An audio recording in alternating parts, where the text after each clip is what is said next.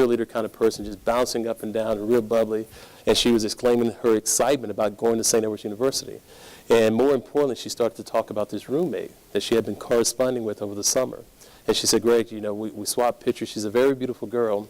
And when we get to school, I'd like to introduce you guys because for some reason, I think you'll hit it off. So fast forward 2 weeks later, and we are in the cafeteria. I walk in, and there's Joanna. They're having a back-to-school reception.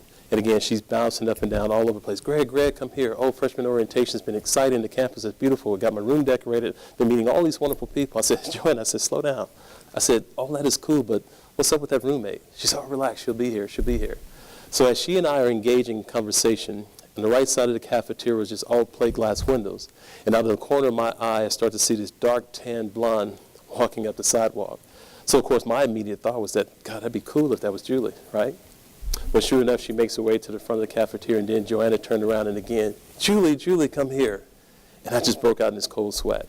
And I think many of you guys, for sure, know exactly what I'm talking about. You know, the first time you kind of cast your eye on the beloved. But every time I think about that moment, it kind of takes me back to the book of Genesis, second creation story, when God created Eve.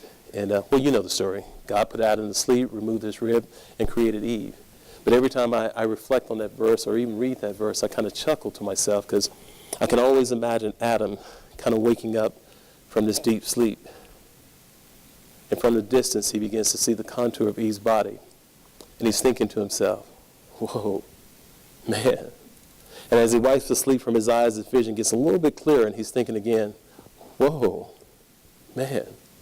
Now, you have to keep in mind that all Adam had to cast his eyes upon at this point was the bears, the monkeys, and the giraffes, and all those things. And that was cool, God, and everything, but he had never seen anything looking like this. And there she was, just in full frontal beauty, just captivated by his beauty, her beauty. And he's thinking again, whoa, man, woman. And that, my dear brothers and sisters, is how woman got her name due to Adam's excitement when he saw Eve for the first time. But let me ask you a few questions. When was the last time you gazed into the eyes of your spouse and you maintained or held that same awe and wonderment that you had when you first saw each other? When was the last time you did that? Because we all seem to start off our marriage relationship that way, right?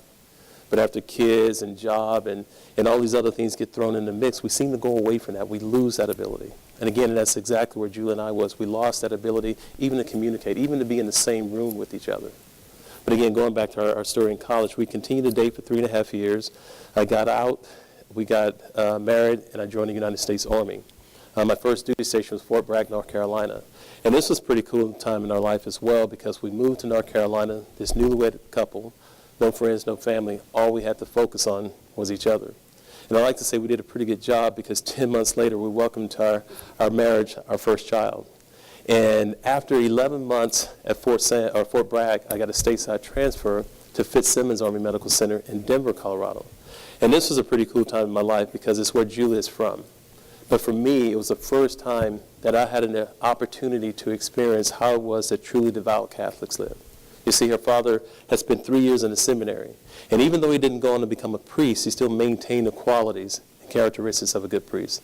Always talking about our Catholic faith, how we should be incorporating our faith in every aspect of our lives, how we should be taking it to the workplace, how we should become an integral part in the life of the church, and all these different things, awesome conversations I've had. But again, I never really learned how to incorporate that into my everyday life. After 3.5 years in Denver, I got out of the service and we moved back to Austin, Texas.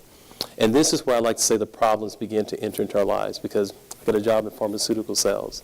And all of a sudden this job with this outstanding compensation package, excellent bonus structure, company car, expense account, and all these different things. But this job finally allowed us to be able to finance many of the dreams we had. In fact, we used to keep what we call a little dream book. And in that book we would cut out pictures of the kind of house we wanted, the kind of appliances we wanted in the house, the kind of toys we wanted, vacation spots that we wanted to visit, and all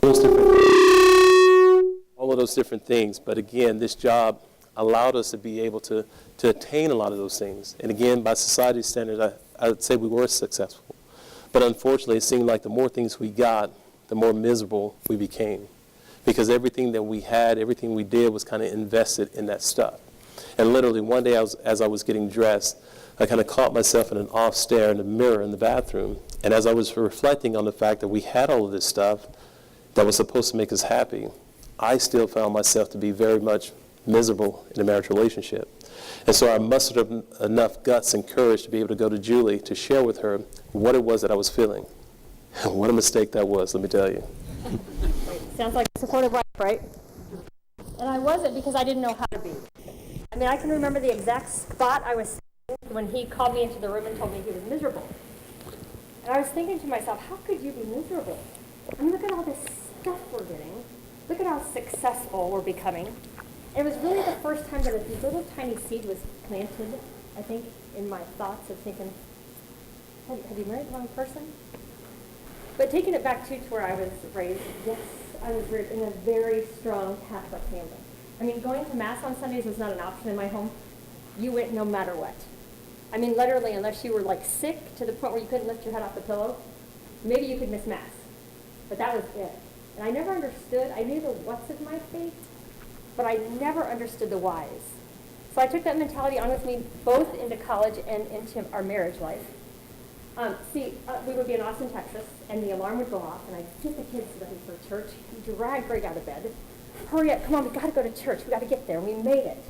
I'd be thinking, okay, we made it. But see, the reason I couldn't wait to go to Mass is because I didn't want my mom and dad in Denver, Colorado to find out we didn't go to church that day. I mean, I knew that they would find out somehow because they had such a close relationship with God. It had nothing to do with a relationship with God because I had no idea there was such a thing. So going back to Austin, we hung out with about 5 couples that we went to college with. And in this group of couples, every one of the women were very career-minded. Not that there's anything wrong with that. But every gathering they would have so many conversations, and they'd be so excited.